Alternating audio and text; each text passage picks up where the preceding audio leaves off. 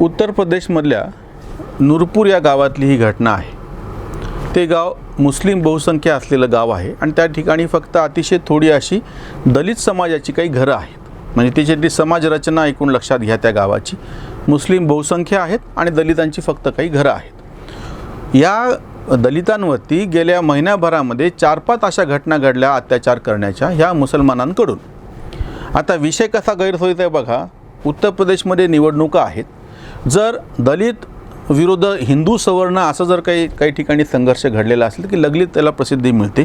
मग असे शब्द वापरता येतात की मनुस्मृती, ब्राह्मणवाद सगळं, किंवा तुम्हाला हिंदू आणि मुसलमानचा असं जर संघर्ष असेल तर तो पण सोयीस्कर असतो सगळ्यांच्या।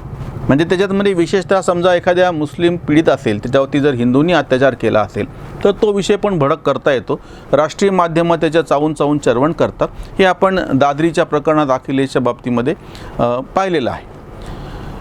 आता लक्षात घ्या की तुम्हाला हा जो प्रसंग घडलेला आहे उत्तर प्रदेशमध्ये, त्याच्यामधला विषय असा आहे की एक दलित कुटुंब विरुद्ध मुसलमान हा जो संघर्ष आहे हा पुरोगाम्यांना अतिशय गैरसोयीचा आहे।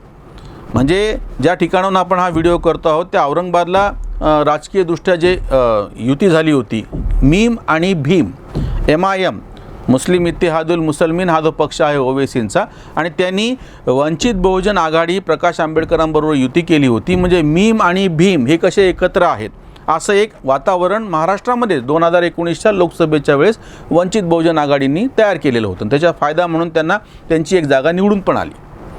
आणि एकूणच काय सगळं वारंवार चित्र उभं केलं जातं की दलित आणि मुसलमान कसे बरोबर आहेत, किंवा ओवेसीसुद्धा बोलताना कसं म्हणतात की बाबा दलित भाईयो, आदिवासी असे आवर्जून, म्हणजे हिंदूमधला असा एक वर्ग की ज्याची प्रताडणा झालेली आहे त्याचा फायदा करून घेऊन ते आपल्याबरोबर राजकीयदृष्ट्या कसे येतील हे ठीक आहे, त्याच्यातलं राजकारण पण आपण बाजूला ठेवूयात। आता जे नूरपूरमध्ये घडलं त्याच्यामधला आक्षेपार्ह भाग असा आहे की जेव्हा दलित कुटुंबावरती मुसलमानांनी अत्याचार केले म्हणल्याच्या नंतर त्याच्या बाबतीत कोणी बोलायला तयार नाही। आणि हा अत्याचार करणारा जो नेता होता तो MIMचाच होता, नजीम अली असं त्याचं नाव आहे। आणि त्याच्या विरोधामध्ये आता तक्रार दाखल झाली, पोलिसांनी FIR पण केला। त्याला लगेच ओवेसींनी आपल्या पक्षातून सुद्धा काढून टाकलं। परिस्थिती एवढी गंभीर आणि बिकट बनली की त्याला त्या पक्षातून काढून टाकावं लागलं, कारण की मोठ्या प्रमाणामध्ये टीका झाली।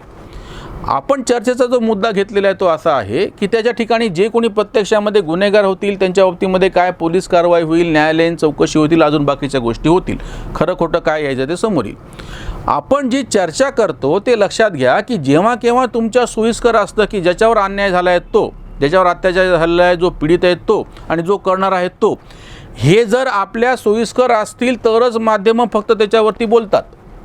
पण जर हे सोयीस्कर नसेल, महाराष्ट्रामध्येच एक प्रकरण असं घडलं होतं मनमाडला की ते जे केरोसिनचे तिथला जो स्टॉकिस्ट होता की त्याच्यावरती तिथला तहसीलदार कसे हप्ते मागायचा आणि त्या दोघांचं भांडण लागलं। शेवटी चिडून त्यानं त्याच रॉकेल त्याच्यावरती ओतून त्याला जाळून मारून टाकलं। अशी घटना महाराष्ट्रात मनमाडला घडलेली। हे प्रकरण का नाही वाढू शकलं तुम्हाला माहिती आहे? कारण की ज्याला मारलं तो आणि ज्यांनी मारलं तो दोघे दलित होते। मग आता अशावेळी ते प्रकरण मात्र पुढे जाऊ द्यायचं नसतं, कारण ते गैरसोयीचं असतं। औरंगाबादमध्ये घडलेली ही घटना तर मी स्वतः त्याचा प्रत्यक्ष साक्षीदार आहे। एका दलित मुलीवरती बलात्कार झाला अशी तक्रार होती। प्रत्यक्ष झाला नाही झाला हे पण नंतर बघूत, मी तुम्हाला सांगतो।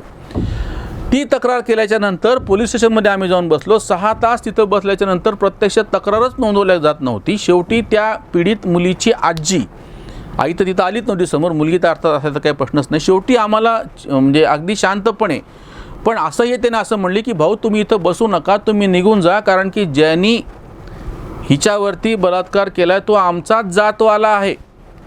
लक्षात घ्या तुम्ही, दलित मुलीवरती अत्याचार झाला अशी नुसती बातमी असली तर ती वेगळी असती, पण दलित मुलीवरती दलितांनीच अत्याचार असं केलं तर ती मात्र वेगळी असती। म्हणजे ही जी विकृती आहे ना मानसिक, किंवा तुम्ही महाराष्ट्रामध्ये घडलेलं सगळ्यात भयानक जे प्रकरण, भयानक या अर्थाने की त्याची प्रसिद्धी झाली, कोपर्डीचा जो बलात्कार होता, ती जी पीडित मुलगी होती ती सवर्ण होती। एरवी दलित मुलीवरती सवर्णांनी अत्याचार केला अशी आपल्याकडे बातमी असते आणि ती मोठी होती, पण या प्रकरणामध्ये सवर्ण मुलीवरती दलितांनी अत्याचार केलेला होता आणि म्हणून त्याच्या विरोधामध्ये एक राग उत्पन्न झाला। आणि बाकीचं काय झालं ते मी तुम्हाला सांगायची गरज नाही। म्हणजे तुमच्या असं लक्षात येऊ शकेल की जेव्हा केव्हा अशा घटना घडतात त्याच्यातल्या आपण सोयीनं त्या घेतो। नूरपूर गावातली उत्तर प्रदेशमधली ही घटना घडल्याच्या नंतर राहुल आणि ही जी परवा घटना घडली 7 जूनची ही घटना आहे. टाइम्स नाऊ या एकाच फक्त वाहिनीने याची चर्चा केली, कुठल्याही माध्यमांनी याची दखल घेतली नाही. बरं, असं नाही घडलं की एकच काहीतरी घटना घडलेली आहे. म्हणजे घटना अशी होती, ती एक लग्नाची वरात चालली होती दलितांची आणि तिथं नमाजची वेळ होती आणि म्हणून त्यांनी आक्षेप घेतला. नुसता आक्षेप घेतला असं तरी सोपी गोष्ट होती, पण त्याच्याविरुद्ध जी बाताबाती झाली, जो अत्याचार झाला किंवा त्याच्या पूर्वी पण अशा घटना घडल्याचे 4 उदाहरणं अशातलेच आहेत, म्हणजे एकाच महिन्यातलेत. म्हणजे असं नाही की एक घटना घडली आणि लगेच काहीतरी प्रतिक्रिया म्हणून आम्ही तुमच्यासमोर बोलतो आहोत. राहुल गांधींनी काही ट्विट केलं नाही, प्रियंका वाड्रा यांनी काही ट्विट केलं नाही, काँग्रेसचा कुठलाही प्रवक्ता माध्यमाच्या समोरून याच्यावर काही बोलायला तयार नाही. तेच हाथरस असो किंवा बाकीच्या घटनांच्या बाबतीमध्ये कसं किंवा जे मी सुरुवातीला उल्लेख केला, दादरीमधलं जे अखलाकचं प्रकरण होतं हे किती वाढवलं गेलं, किंवा हैदराबादमध्ये रोहित वेमुलानं आत्महत्या केलेली होती, पण तो दलित विद्यार्थी आहे असं म्हणल्याच्या नंतर त्याच्या विरोधामध्ये देशपातळीवरती कसा एक गोंधळ घातला गेला. जो कोणी पीडित आहे त्याला न्याय भेटला पाहिजे. आपण सगळ्यांनी पीडिताच्या बाजूनी उभंच राहिलं पाहिजे, याच्यामध्ये काहीच वाद नाही. लोकशाहीच्या मध्ये ही एक नैतिकता किमान सगळ्यांनी, लोकशाहीच कशाला, प्रत्येक गोष्टीमध्ये ही नैतिकता आपण पाळली पाहिजे की आपण पीडिताच्या बाजूने असलं पाहिजे.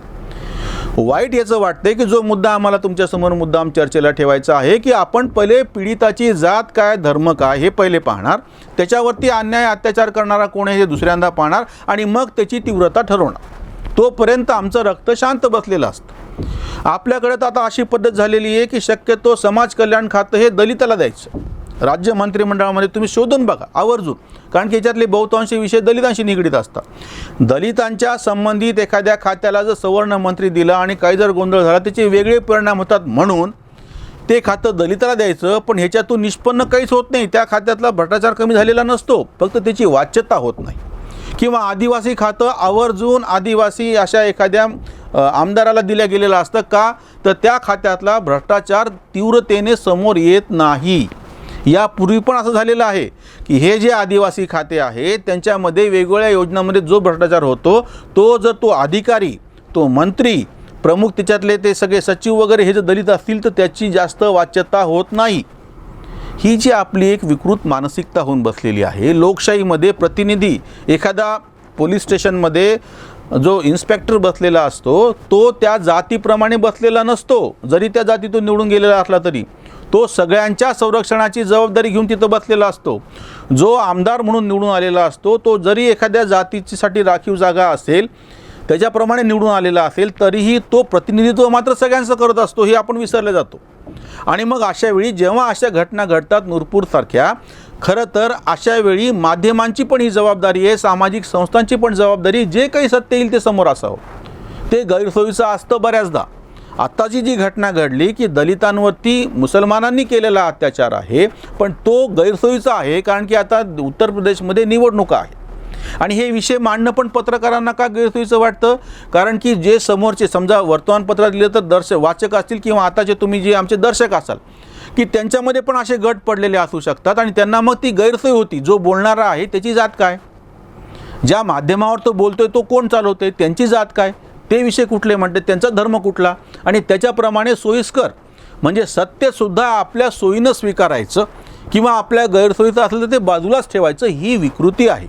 आम्हाला ही विकृती जाणीवपूर्वक तुमच्यासमोर आणून ठेवायची आहे.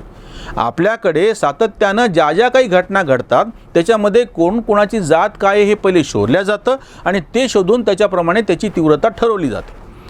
आताही तुम्ही जेव्हा बघाल की उत्तर प्रदेशमध्ये ही घटना घडली, ह्या घटनेमध्ये समजा त्या दलित आणि इकडं जर हिंदू सवर्ण असले असते तर या सगळ्या विरोधी पक्षांनी, कारण की तिथे सरकार भाजपचं आहे, प्रचंड मोठ्या प्रमाणामध्ये बॉम्ब केली असती. असा एखाद्या विषयावरती आम्ही मागे एकदा व्हिडिओ केला होता, तेव्हा एकानं खाली कॉमेंट करून जेव्हा विचारलं होतं आणि आम्ही त्याला उत्तर असं दिलं होतं की तुम्ही ज्याच्यावर टीका करत आहात तो भारतीय जनता पक्षाचा आजचा प्रमुख जो आहे सत्तेवर बसलेला, पंतप्रधान, राष्ट्रपती, उपराष्ट्रपती, लोकसभेचा सभापती, ह्या सगळ्यांची जात काय आहे, किंवा राज्यसभेमधला उपसभापती, तुम्ही जर तपासून बघितलं ह्याच्यामधला कोणीही सवर्ण ब्राह्मण नाही आहे. मग त्याचं उत्तर असं आलं, म्हणजे आपली विकृती कशी होऊन बसलेली, म्हणून मी तुम्हाला हा विषय तुमच्यासमोर ठेवतो आहोत. त्यांचं म्हणणं असतं की ते जरी बसलेले असले म्हणजे आमच्या खांद्यावर आमचं डोकं कुठे आहे.